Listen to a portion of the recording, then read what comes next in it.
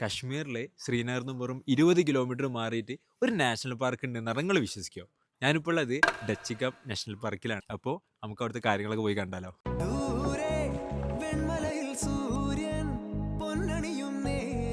ലെപ്പർഡ് കരടിയൊക്കെ കാട്ടിനുള്ളിൽ ഉണ്ട് എന്നാണ് പറയുന്നത്.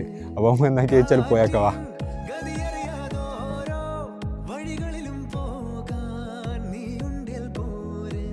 ഗതികേട് ഗൈസ്, കശ്മീരിൽ വന്നിട്ട് കരടി വരെ ഐസുന്നുണ്ട് അവസ്ഥയാണ്. തൊണ്ടവേനക്ക് കൃഷ്ണ തുളസി കപ്പ് സിറപ്പ് കഴിക്കേണ്ടി വരും.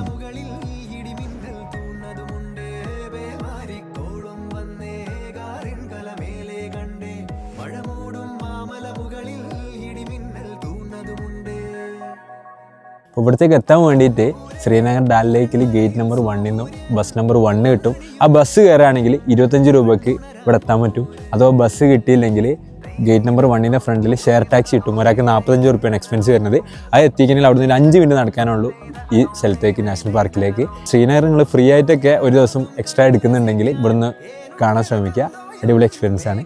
അപ്പോൾ മാസ്സലാമ.